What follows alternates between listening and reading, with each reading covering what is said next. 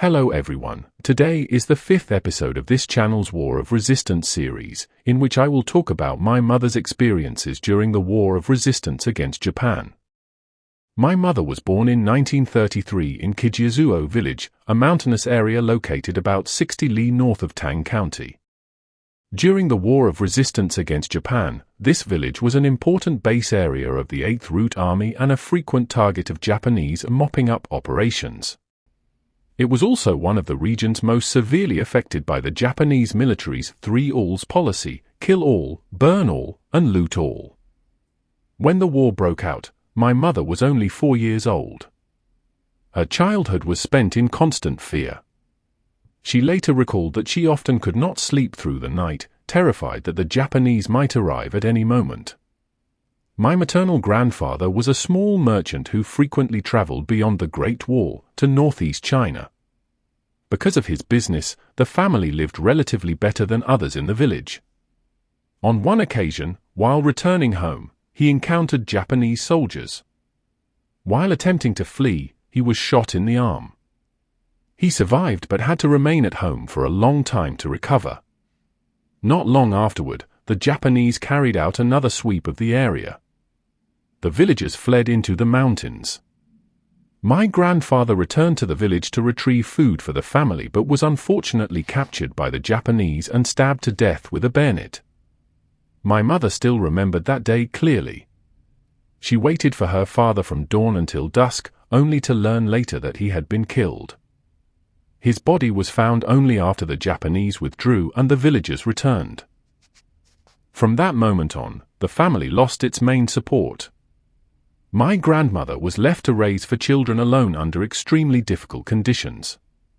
My mother often stayed at her aunt's home, in a village more than 40 li north of the county seat, closer to areas occupied by the Japanese. As a result, Japanese raids there were even more frequent. One day, the Japanese arrived again, and the villagers fled in panic.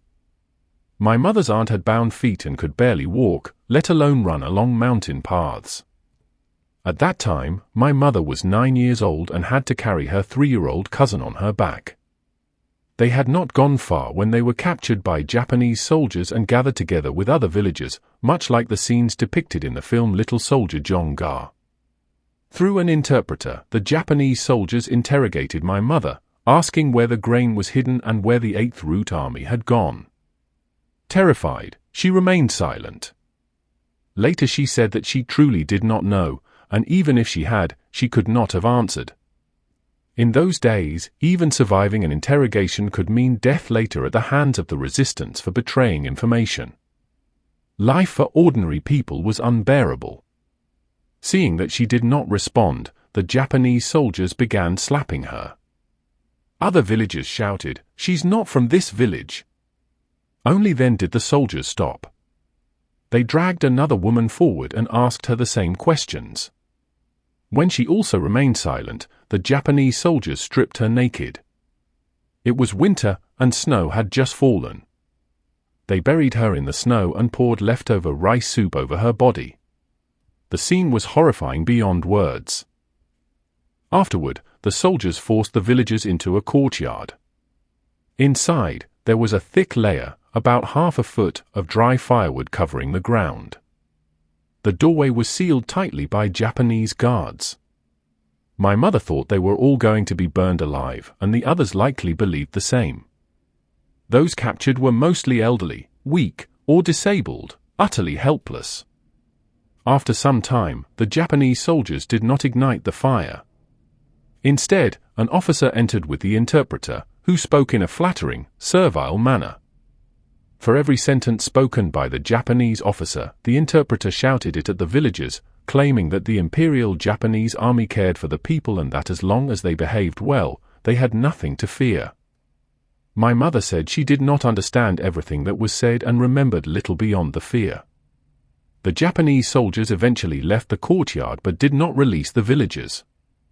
They merely loosened their guard. Around midnight, the villagers attempted to escape. A stable boy secretly helped them, showing them how to avoid the Japanese sentries. My mother carried her cousin on her back, and together with her aunt, they stumbled through the darkness and escaped the village overnight. Only after reaching safety did they dare to feel relief. Looking back, it is possible that the Japanese soldiers ultimately refrained from killing them because they saw only old people and children who posed no threat. Perhaps they decided that killing them served no purpose and changed their minds at the last moment. My mother rarely spoke of those unbearable years, but she occasionally mentioned incidents that are almost unimaginable today. One elderly neighbor was bedridden and paralyzed, cared for by her children year-round.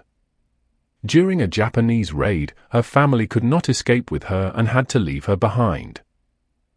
The village was burned to the ground. When the family returned after the Japanese left, they assumed she had died. Yet she survived. They found her alive in a small storage room. No one knew how she had managed to crawl out of the main house and hide. Another neighbor became seriously ill, possibly suffering from what people later called beating disease, and appeared unable to move. Yet when someone shouted, "The Japanese are coming," he ran faster than anyone else, and his illness seemed to disappear instantly. To avoid capture and humiliation, young women in the village smeared their faces with soot and deliberately wore torn, dirty clothing to make themselves look unattractive. These childhood experiences left deep scars on my mother. She never watched war-related films or television programs. If a screen showed battle scenes or soldiers wearing helmets, she would immediately ask us to turn it off. Having endured such hardship, she treasured peace deeply. In her later years, the words she said most often were, "I'm so happy now." This is what I know of my mother's experiences during the War of Resistance against Japan. Thank you for watching. The next episode will tell a story about Blockhouse.